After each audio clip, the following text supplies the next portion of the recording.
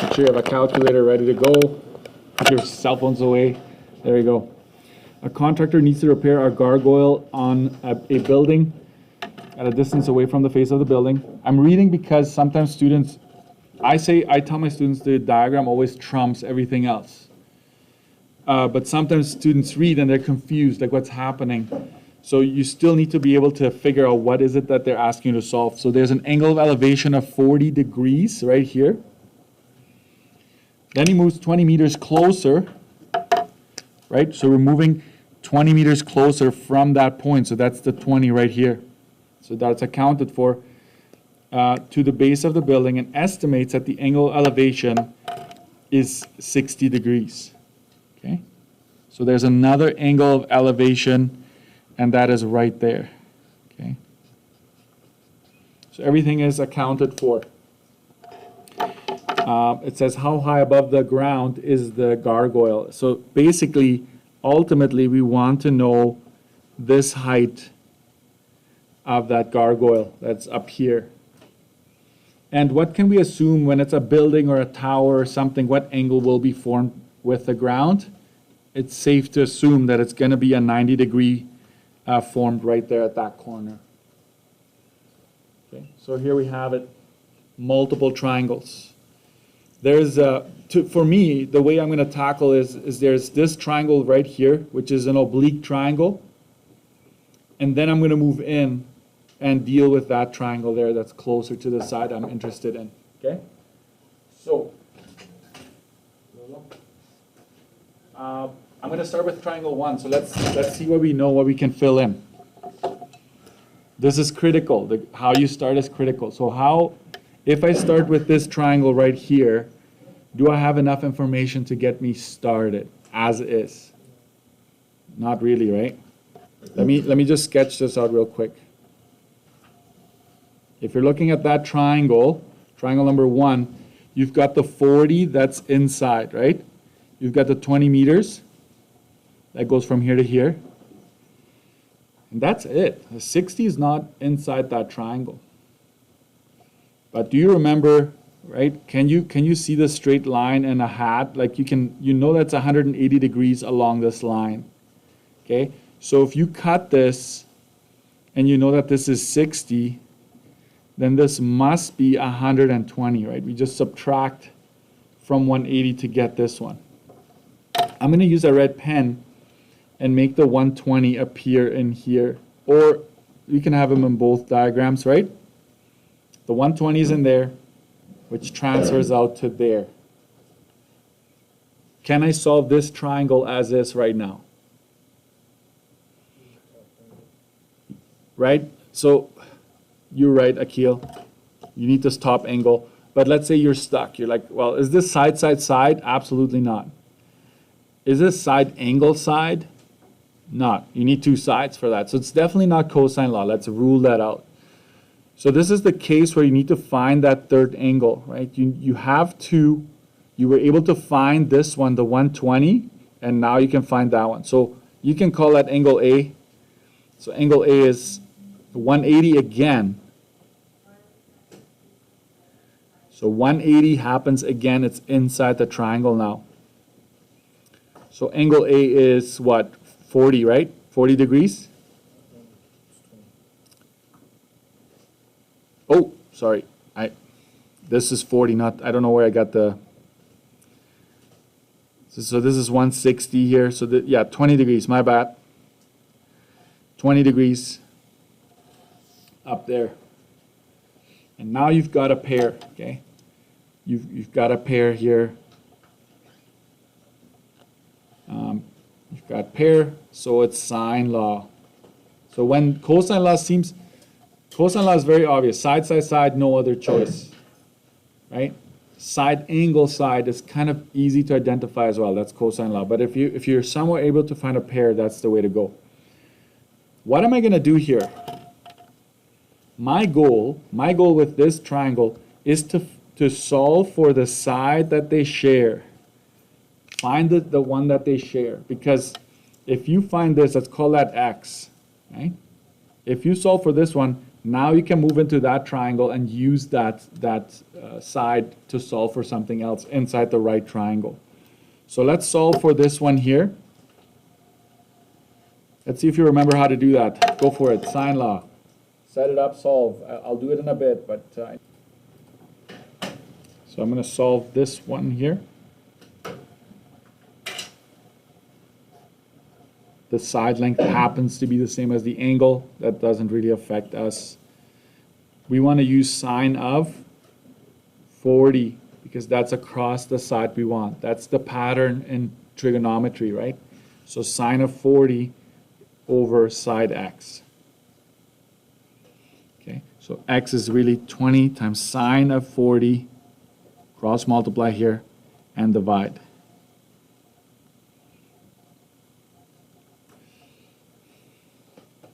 And my calculator is not on me right now, the one I usually use.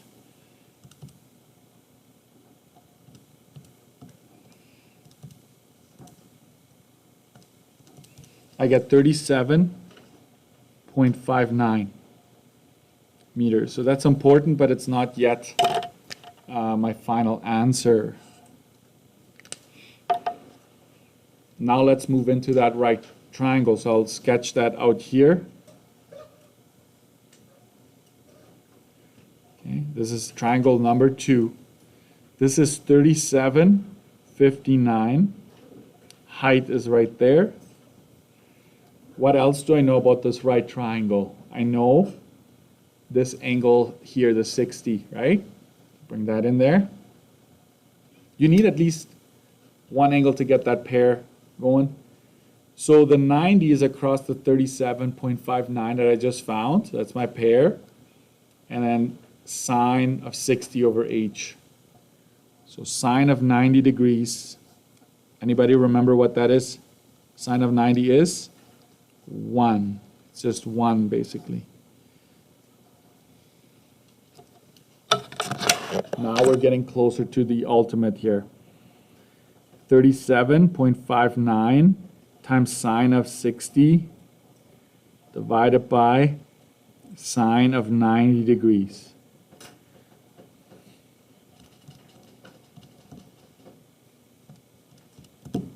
$32.55. That is my final answer. That's the one you circle. There we go.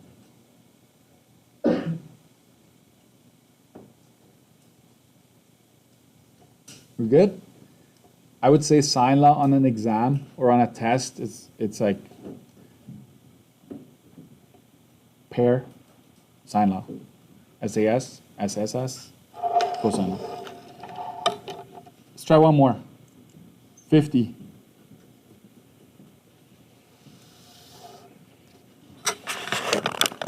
And you have to know, okay, listen carefully to this one.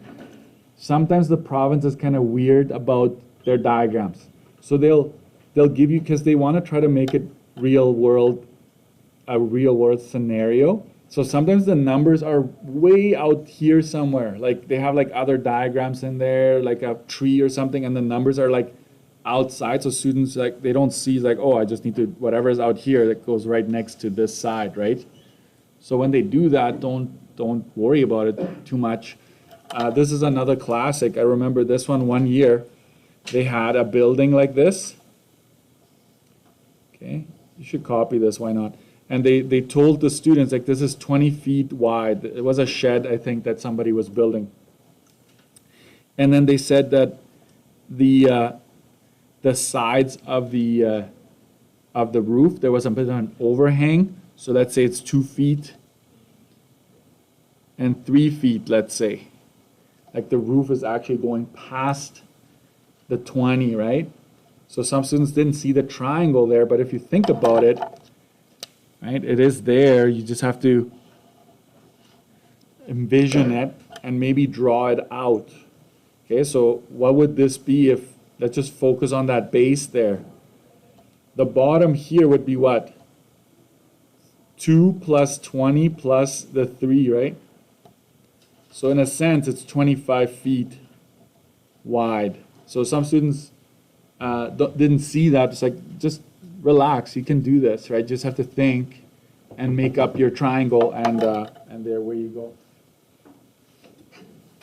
I came to Are these my posters? your motivational math posters. Yes, I can't wait until everybody. One of the main reasons is so that I know what's in which cabinet as well.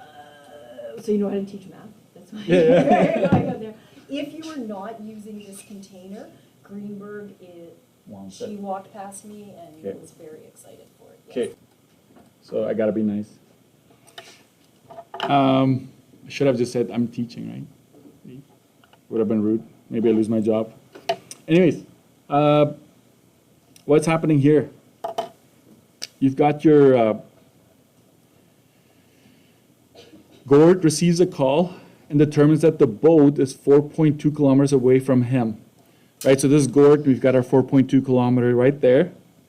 Meg is at a station 5.8 kilometers south of Gord. So we've got Meg right there, and the dimensions are given, so no problems there. How far is Meg from the stranded boater? Okay, so they're asking us, obviously, for that angle right there, that side length. Why is the question mark here? Just get rid of this for now, okay? I forgot to erase it. What can we do with this scenario? The angle is outside. Can't use that. Don't be using that 42 because I'll get upset, right? How do we get this angle here? What do we have in this corner? I'm going to go like this. You've got a 90 there. So, right, because there's a 90 there, we can just take 90 minus 42, and we've got this one here. So I'm going to go 90 minus 42. That's 48 degrees. That is usually a mark.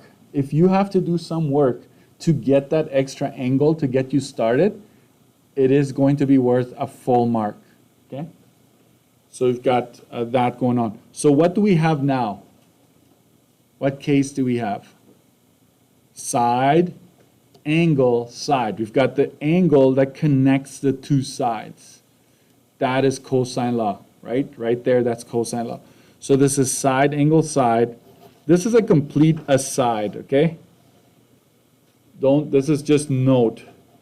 A little note there for you. Like sometimes the diagrams aren't what they appear to be. So how are we going to solve this? We're going to go, the formula for SAS, right? If you want this side, you got to take the other two sides and square them. Minus 2 times 5.8 times 4.2. Yikes. That's okay, we'll make room. Times cosine of 48. This is your time to practice this. Make sure you know how to type all of this in. And you got to make sure you take the square root of that big number. It's usually going to be a bigger number. Sometimes it's in the millions, right? If you're dealing with like big numbers to begin with, if you square and add them, you're going to get even bigger numbers. But you've got the calculator. It will be solvable. If you're wondering what's happening here, that's just my lack of organization here. So if you type that in, 5.8 squared plus 4.2 squared minus 2 times 5.8 times 4.2 times cosine of 48, I get 18.679, and that keeps going, 67, there we go. I thought it all through. I knew this was coming. That 67 was going to be a hype.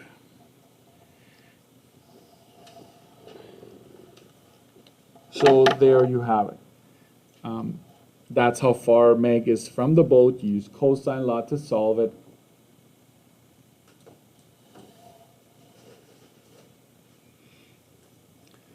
Before we do the AC, I think we need to do the B part. I want to know what that angle is here. I don't know if you remember how to do that. So I will redraw that triangle down here so we have another one to start off fresh, okay? So basically this answers A. Okay, if you're wondering, I just like to have it right next to the diagram. Let's start with B here. I'll sketch this real quick. So this is Gord, this is Meg, and this is the boat. Okay, looks more like a ship to me. So we know that this is 4.32. We just figured that out. This is 4.2, and this is 5.8. And we want this angle right there. What law would you use for that one? As I have it here. This one is side, side, side. So it is cosine law for sure. No doubt about it. And if you have your formula sheets, cosine law, the thing is that the formula sheet will not tell you which one is SSS, which one is side angle side. That's the problem. But that's why I would like you to have this on your study sheet. But when it's side, side, side, you need to use this version. This will allow you to solve for the angle, any angle you would like. Okay? So when we want to solve for this one, we would start as follows. Cosine of M. The most important one is the one that's going to be subtracted here. If you want this angle here, you got to take the side that's across from it, right? We actually travel out. This is the side that you subtract and square. The other two, okay, you square them and add them like that. So then it's 2 times 4.32. You take the first one, you take the second one, you multiply everything. Please don't do this all in one shot. You do the top. I will do that here real quick because I don't have the key in front of me. I square everything, I add and then subtract, I get 34.6624. Denominator, 2 times 4.32 times 5.8, that's 50.112. We don't have a negative, right? With cosine law, if there's a negative in your numerator, it just means that you're going to have an obtuse angle. Let's say it one more time. If you have a negative at the top, and if you were here for the classes last week, I did give you a little bit of an overview what to expect when cosine law gives you, when you're doing an SSS and the top is negative. Now, we're ready. Angle M is equal to cos inverse of these two. So I divide them. Okay, some of you have fancy calculators. You can just go previous answer. Right? You get 0.6916. It keeps going. I go second cosine of that decimal to give me 46.24 degrees. And that is that I used cosine law. I know that you could have used sine law if you used all the information from the previous question, but I wanted to review how to use cosine law to solve for an angle.